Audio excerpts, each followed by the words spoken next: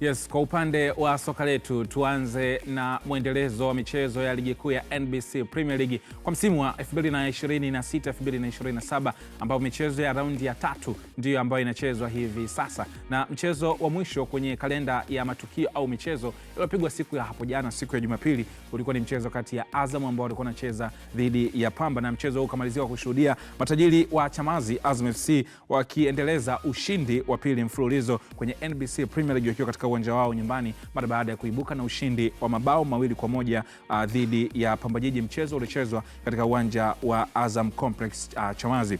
Azam ilikuwa ya kwanza kupata bao kupitia kwa Enoki Moria na Abdul Sopo aliyefunga kwa mkwaju wa penalty. Bao la kuvutia machozi kwa upande wa Pamba Jiji lilifungwa na Okorocha. Kwa ushindi huo Azam imefikisha jumla ya alama 7 kwenye michezo mitatu ambayo tayari imekwisha cheza, huko upande wa Pamba Jiji imeendelea kusalia na alama 1 ambayo ilipata kwenye mchezo wake wa kwanza wakiwa katika uwanja wa nyumbani dhidi ya Dodoma Jiji ambapo walitoka sare ya bao 1-1. Au ni Azam FC ambao walifanikiwa kuibuka na ushindi hapo jana. Coach Michael Hiera kwenye mchezo huu, ukiwasikia makocha wote wawili mara baada ya mchezo walionekana kuenjoy kile ambacho walikiona, hususan kwa upande wa kocha wa Pamba Jiji Francis Baraza anasema kwamba mashabiki na watazamaji waliotazama ule mchezo walienjoy kuona timu zikicheza, lakini kwa upande wa kocha Ibenge na yeye pia anasema amecheza mpira mzuri, isipokuwa kilichokosekana kwa upande wa vijana wake tu ni kufunga idadi kubwa ya mabao, kwa sababu walikuwa kwenye nafasi ya kufunga zaidi ya mabao 2. Pengine kwa upande wa geni kwa maana ya Baraza, moja kati ya vitu ambavyo alikuwa anajaribu kuviona ni jinsi gani ambavyo anaiendea mechi nyingine kubwa dhidi ya Azam FC, hasa baada ya kutoka kwenye mechi nyingine kubwa dhidi ya Simba Sports Club akiwa kwenye uwanja wa nyumbani, lakini hii alikuwa kwenye uwanja wa ugenini. Approach inaweza ikawa ni tofauti kidogo na ile ambayo alikuwa nayo kwenye uwanja wa nyumbani, lakini akiwa pia kwenye uwanja wa ugenini inawezekana kuna vitu ambavyo yeye mwenyewe anaweza akawa anajivunia ameviona kwenye kiwanja. Mojawapo ni jinsi ambavyo timu yake ilikuwa inaweza kuendana na kasi angalau ile ambayo Azam FC alikuwa ameingia nayo kwenye dakika zote, lakini pia kuona jinsi gani ambavyo kile ambacho anatamani kukiona kwenye timu angalau kinaanza kuwork out, kwa maana ya jinsi ambavyo timu itaorganize kwenye maeneo mengi ya kiwanja, kuanzia kwenye eneo la defense, eneo la midfield pamoja na eneo la ushambuliaji. Ukijaribu kuiangalia timu yake, tunasema kila siku kwamba ni miongoni mwa walimu ambao pengine wana kitu ambacho tayari wameshakiamini kwa kiasi kikubwa, kwamba hivi ndivyo ambavyo nataka timu yangu iwe na hivi ndivyo ambavyo nataka timu yangu icheze kwenye maumbo gani katika nyakati tofauti tofauti. Kipindi ambacho tuna mpira na kipindi ambacho hatuna mpira, nataka timu iwe ni ya namna gani. Unajaribu kuangalia kwenye kipindi ambacho timu yake inaondoka kwenda kushambulia. Nafikiri ndio wakati ambao alikuwa anatakiwa kutafuta hiyo balance katika nyakati ambazo unahitaji namba wachezaji wangapi kwenda kwenye eneo la kushambulia na utahitaji namba wachezaji wangapi kwenye eneo la kuzuia.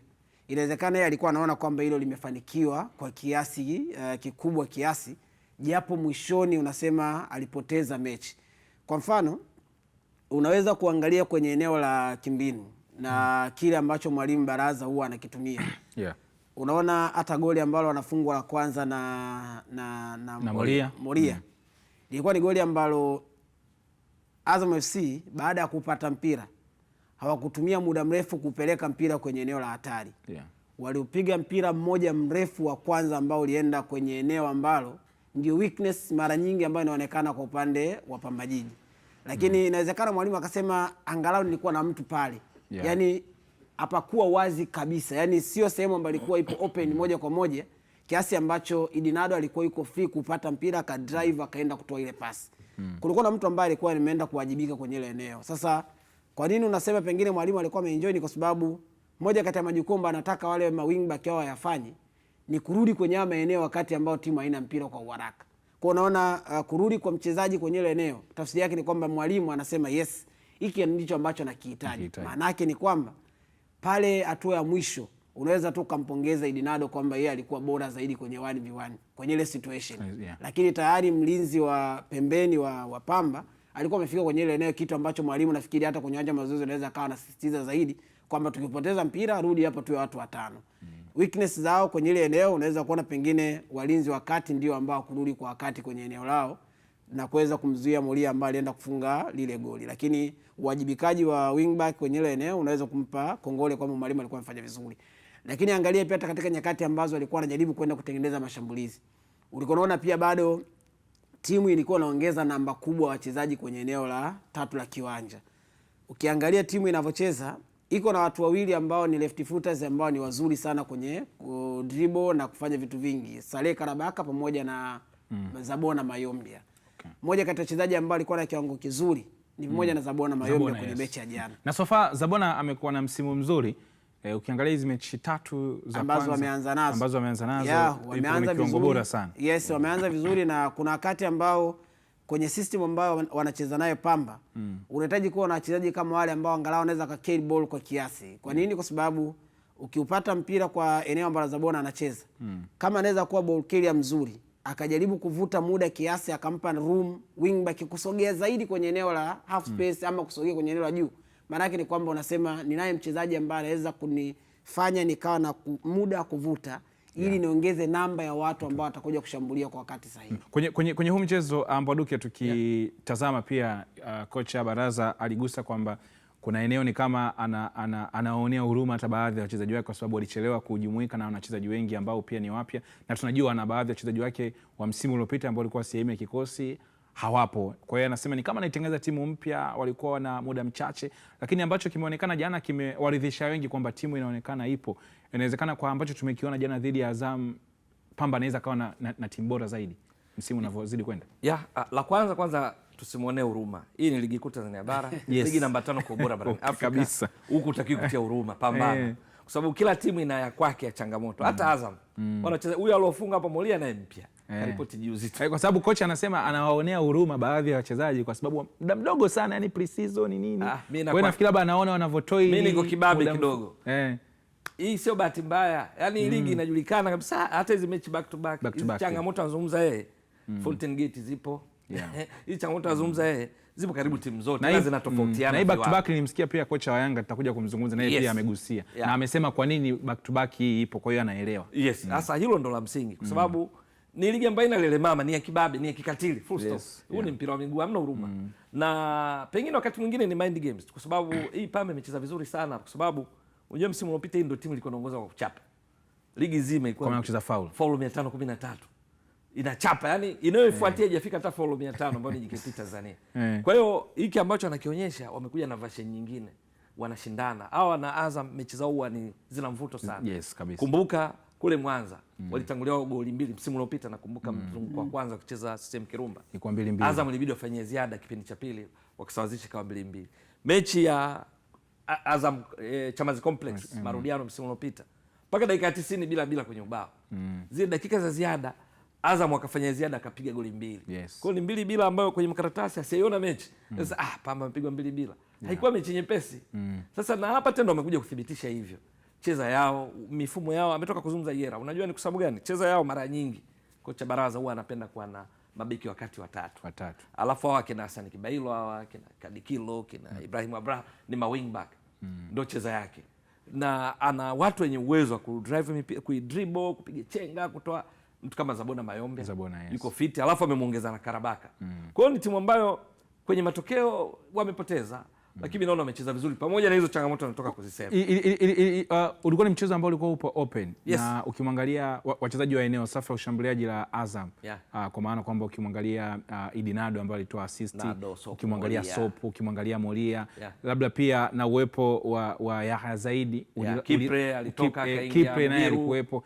Ilikuwa inaonekana ni mechi ambayo ilikuwa ipo open sana, na inawezekana kwa upande wa kocha Baraza alikuwa kwenye mazingira magumu kwa sababu alikuwa anacheza na mabeki watatu nyuma, na Azam aina wachezaji walikuwa nao kwenye eneo la safu ya ushambuliaji, ulikuwa unaona wana enjoy sana kuzitumia zile space. Hata ukiangalia tabao ambalo linafungwa Edinado, unaona ana exploit vizuri ile space. Unajua kila mfumo una faida na hasara zake. Makocha wanazungumza vizuri.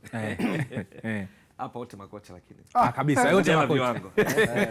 Madaraja tu.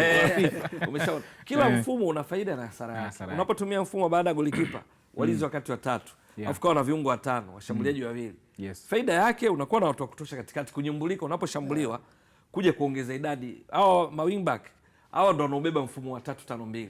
Kwa sababu wao ndo wenye kushato kule pembeni, wanapokwenda kushambulia wanabadilika, wanakuwa playmakers, wanapozuia wanaongezeka na mabeki watatu, kwenye makaratasi wanakuwa watano.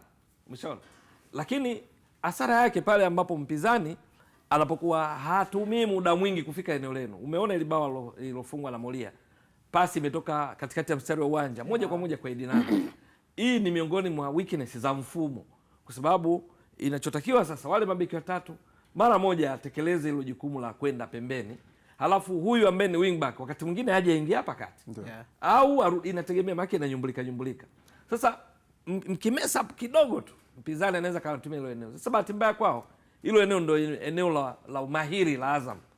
Unazungumzia kule Edinado. Yes, kuna huyu ni miongoni mwa wachezaji waliotoa tuzo nyingi za mchezaji bora. Azungumzi sana msimu uliomalizika. Yaani ukiondoa Chama mchezaji bora wa mechi mara 7, alafu kuna Feitoto na Alan Okello mara 6. Ni Edinado mara 5. Amechangia magoli 15. Umeshaona? Ndo anacheza eneo lile. Lakini wakati huo una Molia ametoka kufanya vizuri sana, Sentelwa Lupopo katoka ligi ya mabingwa, kawapiga Mamelodi hawa. Umeshaona? Yes. Anajua. Lakini wakati huo una Sopu, wakati huo una Kipre yupo nyuma ya mshambulia ya hawa wawili wa mbele. Ana madhara makubwa, alikuja kutoka kaingia nani? Hassan Mubiru naye ni tatizo. Hassan Mubiru, yes. Kwa hiyo ule mfumo wao ule, zile weaknesses za mfumo wa 3-5-2 ndiko eneo ambalo Azam wako imara sana. Kwa hiyo imezalisha kwa lakini kabla akitoka kwa Pamba, kuna juzi baada ya mechi yao dhidi ya Simba niliandika andiko juu ya namna ambavyo Francis Baraza amefanya timu yake. Huu muundo wa 3-5-2 unawezekana ni muundo mzuri sana ukiwa na material ya kucheza kwenye huo muundo, lakini pia inategemea pia na mechi gani unaiendea kwenye huo muundo.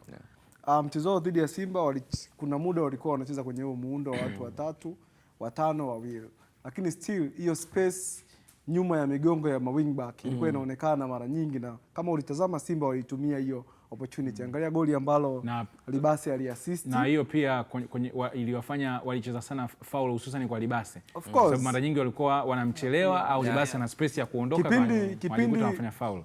Abraham ame overlap, kipindi Kibailo ame overlap. Automatically nyuma yao kutakuwa kuna space. Ndio space ambayo Simba walikuwa wanaiona, na Libase ndio walikuwa wanasimama kwenye hiyo space. Goli ambao anamuassist nadhani Anset alikuwa amepiga cross kutoka kwenye hiyo eneo baada ya kuwa kina Abraham amekwenda ku overlap, akatumia hiyo space akapiga cross, Anset akafunga. Ukirejea jana, mimi namuelewa Baraza kabisa kwamba huu ni muundo wake ambao anaamini unaweza msimu uliopita alicheza master sana. Lakini unapocheza dhidi ya timu ambazo wana mawinga ambao wanaweza kuiona hiyo space kwa haraka na kuitumia, unaweza kuwa ni mfumo hatari sana anapocheza na timu ambazo zina wachezaji ambao wanakaa kwenye maeneo hayo ya flank. Hata ile bao la pili la penalty ni kwa kuchelewa kwa Kibailo, alikuta yuko nyuma, Edinado yuko mbele ndani ya box. Yes. Tutazame sasa kwa upande wa magoli yote ambayo walifungwa hapo jana. Goli la kwanza la Azam hilo linafungwa na Enoch Molia. Unaona Edinado setup ambayo aliifanya, na ni kiwango ambacho pia kilimfanya Nado akapewa tuzo ya mchezaji bora wa mchezo. Coach Michael Yera, tukitazama hili goli, ni space ambayo iliachwa, Nado akaitumia vizuri.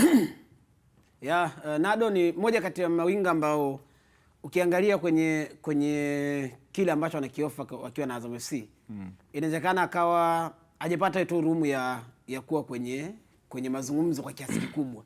Lakini moja kati ya wachezaji ambao wana impact kubwa sana kwenye timu. Mwaduki hapa ametukumbusha kuhusiana na namba zake ambazo zinaweza zikawa ni kama zina blush kwenye kile ambacho wanakifanya, kwa sababu namba huwa ziko pale na huwezi kuzibishia.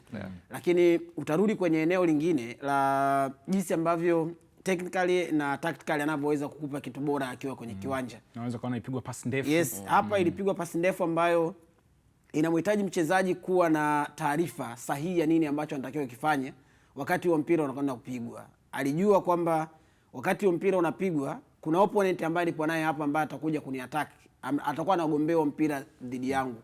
Lakini bado pia alikuwa anajua kwamba mbele yake kuna space ambayo anaweza akaitumia kwa ajili ya kwenda kuattack, lakini akawa anajua pale kwenye eneo la mwisho kwenye runs zetu ambazo tutakuwa tunazifanya kuna option ambayo anaweza nikaa napata kutoka kwa teammate wangu. Kwenye maeneo kama haya, kusema unavyozungumzia taarifa za mchezaji ambaye anaenda kucheza kwenye mechi, angalia kwanza sehemu ya kwanza ambayo alikuwepo Idi Selemani Nado kabla mpira hujapigwa. Alikuwa ipo nje hivi ya eneo, wala hakuwa na defender wa mwisho wa Pamba Kibailo. alikuwa yuko juu hivi, angalia anavyostuka hapa, anamdanganya na anaanza kukimbia ndani. Maana yake ni nini? Maana yake ni kwamba kwenye zile taarifa za mchezaji ambazo anatakiwa kuwa nazo, unatakiwa kujua kwamba positioning yangu natakiwa kuwa wapi, mpira pia uko wapi kwa wakati huu, lakini una anticipate kwamba huu mpira ukipigwa utaenda kudondoka kwenye eneo gani. Kwa hiyo alichokuwa anakifanya pale ni kucheza nayo mazingira yote kwa huo wakati, kwamba huu mpira sentafu alipo ataupiga sehemu gani, akipiga hapa nilipo, maana yake mimi nitapata tabu kumbiti huyo ambaye niko naye mbele, lakini what if nikikimbia kwenye ile space akaweka huo mpira, itakuwa ni rahisi kwangu mimi kuweza kuwakabili wapinzani. Kwa hiyo ndicho ambacho akalizi na wika foot. Yes, na unaona pia kile ambacho alifanya. Kwa hiyo unaweza kuona ili ni eneo ambalo unaweza kumuona Idinado alikuwa ametekeleza mpango wa kimbinu wa timu, kwamba hii timu ya wapinzani inacheza kwa namna gani, ina wingback ambaye inaweza kawa iko juu kwa wakati huu, wewe ukikimbia kwenye space yake inaweza ikawa ni faida, lakini yeye mwenyewe pia kwenye ufundi alifanya kitu kingine. Michael, tutazame pia kwa upande wa Pamba, walirudi wakachomoa ikawa 1-1 kabla baadaye Azam FC kupata bao la pili. Tutazame goli la Pamba Jiji pia namna ambavyo liliweza kufungwa, kama ambavyo unaona move hiyo itengenezwa ikapigwa eda ndani ya penalty box. Unaweza kusema ni eneo ambalo huwezi kumlaumu mtu, au tutaangalia pia defensive setup namna ambavyo ilikuwa. Cha kwanza kwangu natoa credit kwa Zabona kwa namna ambavyo alireact kwa haraka. Punde tu baada ya kuwa amechezewa faulo, alikuwa anajua ndio muda ambao mabeki wa Azam watakuwa wanafikiria namna gani ya kujipanga kwa ajili ya kuua ili shambulio. Aka react kwa haraka, akapiga pasi kwa Abraham. Kama unaangalia hapo alichezewa faulo, alivyopewa tu advantage ya faulo akauanzisha mpira haraka. Akajua kabisa Abraham katika position nzuri ya kupiga cross, na bahati nzuri kipindi Abraham anapiga close, mabeki wa Azam walikuwa kwenye shape nzuri. Angalia namna ambavyo walikuwa hapo ndani, ikawa advantage kwa Okorochi, akaweza kufunga bao. Na sio tu kufunga bao, hata namna ambavyo walicheza kwenye huu mchezo, alionekana ni beki ambaye ana matamanio ya kuweza kuisaidia timu yake, aidha kwenye kuzuia, lakini pia kwenye maeneo ya kushambulia. Kwa hiyo kwangu credit ya kwanza inakwenda kwa Zabona, lakini mwisho wa siku nitoe credit kwa mfungaji wa bao. Alikuwa katika eneo zuri katikati ya mabeki, katikati ya wachezaji wawili wa Azam, akapiga kichwa. Nadhani lilikuwa bao moja, bao zuri ambalo limefungwa katika huu mchezo wa jana. Yes, na kwa upande wa kikosi cha Pamba Jiji unaweza kusema kwamba walitumia hiyo ile kimbinu tunaita quick restart ile. As long as mwamuzi haja kuonyesha filimbi, maana kuna zile mwamuzi anaonyesha kwamba nisikilizeni filimbi yangu, lakini pale na Azam washe kufungwa goli la mtindo huu na Simba. Inategemeana na aina ya foul, kwa sababu kuna fouls ambazo zitakuwa na indirect indirect free kick, lakini kuna fouls ambazo ni direct free kick. Sasa kwa ile foul ambayo ilitokea kwa Zabona ni direct free kick. Kwa hiyo kwa nini direct? Ni kwa sababu unaona hapo kuna contact ambayo inatokea, lakini ilikuwa ni shambulizi ambalo bado alikuwa anapata faida. Kwa hiyo alichokifanya ni kuweka mpira na kuanzisha. Sasa pale unakuta kuna timu inasema refa, mbona hujatupa room ya sisi kujipanga kuzuia? Swala kuzuia sio sisi tukupe nafasi, yaani tumekuadhibu tukupe tena muda kujifikiria kwenye kuzuia. Na kwa ufafanuzi anayeomba ni mwenye mpira anayeomba kwamba naomba nafasi wawekwe sehemu sahihi. Lakini hapa kuna jambo lingine la kitimu zaidi. Ukiangalia namba walienda kumatch namba ya wachezaji wa Azam. Yaani ukiangalia vizuri wote walikopo ndani mule ni wachezaji 6 kwa 6. Ambao kimehesabu kwenye kuzuia namba yenu ikishalingana na wanaoshambulia, hilo ni kosa. Kwa sababu inaongezea nasibu ya kufunga. Tazama, licha ya kwamba kwa idadi walikuwa shagalabaga kwa sababu ilianzishwa haraka, lakini namba ona aliyekosa amekosa, afu kuna mtu mwingine tena. Na kwa sababu yeye kocha amepiga ile header akiwa amesimama na mchezaji wa Azam. Ndio. Kwa hiyo labda ni ile na Azam body language zao ukiwatazama ni kama jambo ambalo lilikuja haraka sana kwa haraka, lakini kinachoongeza ni kwamba hii wamefanyia kazi mazuri. Hizi timu sasa hivi mimi kila mara nasitiza tukumbushe watazamaji hii ni ligi bora miongoni mwa ligi 5 bora barani Afrika. Vitendo vyake ndio kama hivi vinaashiria uwanjani kwamba ni haraka ambayo wao Pamba walishajiandaa nayo, wamefanyia kazi mazoezini. Sababu wamekuaje wachezaji 6 ndani ya 18? Ni kwa sababu washafanyia kazi mazoezini.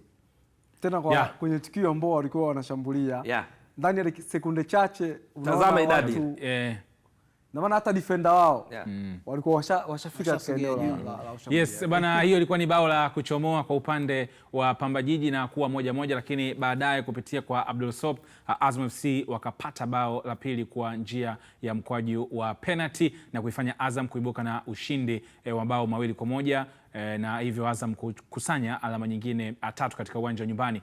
Idi Nado alikuwa mchezaji bora wa mchezo huu kwa maana kwamba ya man of the match, lakini pia kwa upande wa Sop alifunga bao lake la 3, na kwa upande wa Sop tulizungumza hapa wiki iliyopita kwamba Sop majeraha yakimwacha yakimkimbia tu ni moja kati ya wachezaji bora sana kwa upande wa NBC Premier League.